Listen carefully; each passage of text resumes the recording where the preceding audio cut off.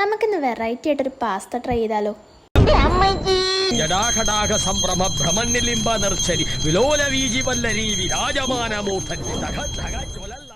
ആരും പേടിക്കണ്ട, ചട്ടി വരുന്നതാണ്.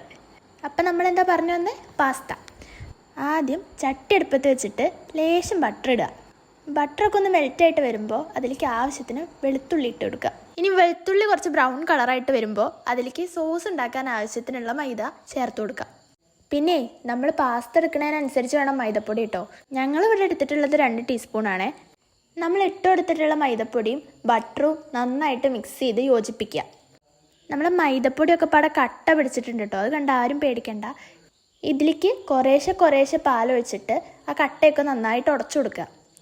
കുറച്ച് കഴിയുമ്പം നമ്മുടെ പാസ്തയുടെ സോസിൻ്റെ കൺസിസ്റ്റൻസിയായി മാറും. അതുവരെ നന്നായിട്ട് ഇളക്കി കൊടുക്കുക. പിന്നെ ഒരു കാര്യം പ്രത്യേകം ശ്രദ്ധിക്കണം, നന്നായിട്ട് ലൂസാവാൻ പാടില്ല. ഒരു ക്രീമി ടെക്സ്ചറാണ് നമുക്ക് വേണ്ടത്. നമുക്ക് വേണ്ട പരുവത്തിലേക്ക് കിട്ടിയിട്ടുണ്ട് കേട്ടോ. ഇനി ഇതിലേക്ക് ചില്ലി ഫ്ലേക്സ് ആഡ് ചെയ്ത് കൊടുക്കാം. ഇതിലേക്ക് ഒറിഗാനോ കൂടെ ആഡ് ചെയ്യണം കേട്ടോ. നമ്മളെ കയ്യിൽ ഇല്ലാത്തതുകൊണ്ട് നമ്മളത് ആഡ് ചെയ്തില്ല. ഉള്ളതുകൊണ്ട് ഓണം പോലെയെന്നാണല്ലോ. ഒന്ന് ഇളക്കിയിട്ട് അതിലേക്ക് ഇനി പാസ്ത ഇട്ട് കൊടുക്കാം. ഉപ്പിട്ട് വേവിച്ച് വെച്ച പാസ്തയാണ് കേട്ടോ. പിന്നെ പാസ്ത ഒട്ടാതിരിക്കാനൊരു ട്രിക്ക് പറഞ്ഞുതരാം. അതിൽ കുറച്ച് വെളിച്ചെണ്ണ ഒഴിച്ചാൽ മതി. ഈ പാസ്തയും ആ സോസുമായിട്ട് നന്നായിട്ട് മിക്സ് ചെയ്യുക. നമ്മൾ പാസ്തയിലും ചിക്കനിലൊക്കെ ആവശ്യത്തിന് ഉപ്പിട്ടിട്ടാണ് കേട്ടോ നമ്മൾ വേവിച്ച് വെച്ചത്.